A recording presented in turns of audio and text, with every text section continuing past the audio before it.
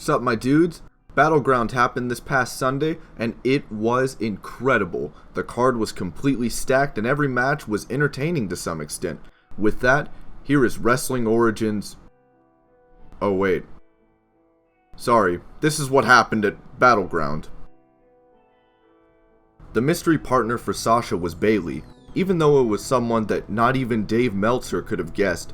Anyways, I thought this was a great way to showcase Bayley and put the spotlight on her for when she returns to NXT. I'm certain that WWE is keeping her in NXT to help with bringing up and training newer talent. It is simply vital to have a veteran in that environment. Charlotte and Sasha looked phenomenal in this match. Dana did that thing where she flexes and makes the I have to shat face. She also did that move that I like to call the handspring turnbuckle foot choke that you could just push her down. I don't know. That move looked very stupid. Maybe it's the arm strength that keeps her opponents from moving. One of the coolest moves was Bayley hitting a suicide dive drop kick. There was also a botched Hurricane Rana head scissors thing from the top rope. Not exactly sure what happened, but these are small blemishes on a gorgeous match, which Sasha picked up the win with the bank statement. Then we had the New Day versus the Wyatts. Xavier started out but seemed stunned when Bray stepped in the ring, so Kofi tagged himself in. Xavier was still doing that thing where he would stare deep into Bray's soul. Kofi got some good offense in, like a dropkick, and then basically got raped by the rest of the Wyatt family. Kofi finally got a tag to Big E, which he delivered a suplex, then got grounded. Woods tried to help but got chopped in the chest by an interfering Braun Strowman. Xavier finally got in but seemed like he was getting on his knees to, I guess, submit to Bray. Then Kofi got completely wrecked. Then the Woodsman tried to take out Wyatt with some heavy offense. Then Wyatt caused him to get scared and have yet another reunion with Sister Abigail. I'm happy the Wyatts picked up the win. They could use all the help they could get because they've lost like 95% of their feuds. Zack Ryder challenging Rusev for the United States Championship was a match filled with an unsuspecting amount of athleticism. Rusev hit this magnificent spinning heel kick. You just don't see guys that size doing these moves. I know people want Zack Ryder to win another title, but Rusev finally has his mojo back since dropping the title to Cena. Speaking of getting their mojo back, after Zack nearly got out of but eventually submit to the accolade, Mojo Rawley came to defend his fellow hype bro from any more punishment inflicted by the Bulgarian Big Mac. Sorry Ruru, that joke was in bad taste. Okay, Zayn versus Owens stole the show. Until the main event stole the show back, but we'll get to that in a minute. These guys have such great chemistry in the ring, and you could really feel the emotion erupting from the arena. If you haven't seen this match, pause the video and go watch it. Here, I'll give you a second to pause.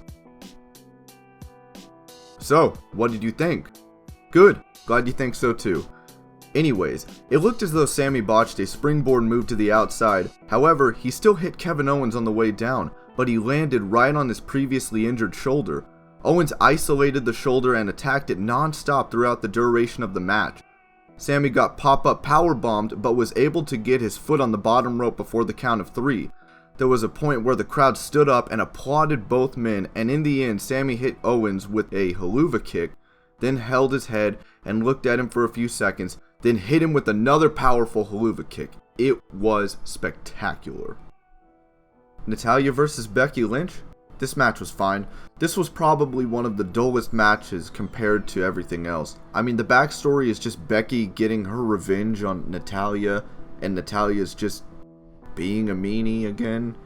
I was happy to see Natalya get the win in this match, as it will help her maintain her character being seen as a threat to the SmackDown roster.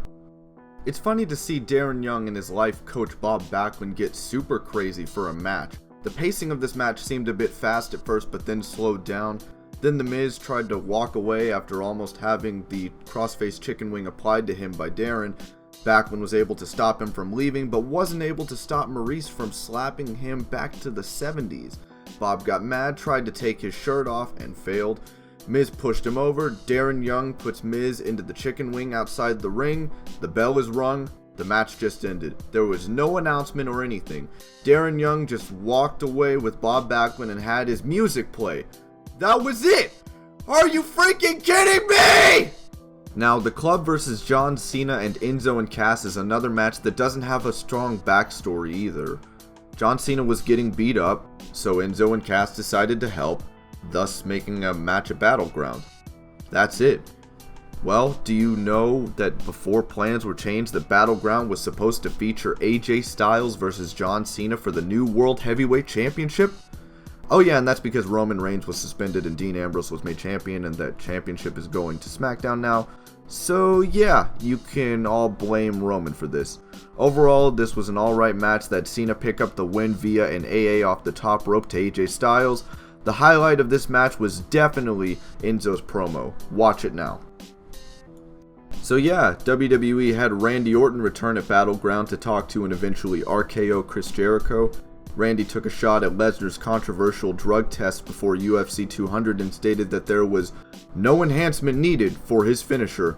Damn, Brock! You just got roasted. I bet that stings more than the needles did. The Shield Triple Threat match. Everyone has been waiting to see this match. It was flawless. These guys have worked with each other for so long that all the moves they perform look so smooth. The best part of this match was when Rollins and Ambrose powerbombed Roman through the announcer's table, then Rollins hit Ambrose in the back with a chair. There were so many totally amazing sequences in this match, and you just have to see it for yourself. It was especially satisfying seeing Rollins not beat for the championship, which still gives him somewhat of an entitlement to a match for a new world title. Rollins hit Reigns with a pedigree, and it was eventually followed up with the dirty deeds by Ambrose to pick up the win and bring the title to SmackDown. Fun fact, Reigns has not won his last 3 televised matches, and this marks his second clean loss in WWE. All in all, this pay-per-view was great, and everyone should go torrent it. I'm just kidding. Just use the network and create some fake accounts and just continue opening up new accounts to avoid paying for the WWE network. What was that? WWE might sue us for giving the fans this information they totally couldn't have found out or done themselves? Well, all those corporate haters can eat my bootios. I'll catch you in the next one.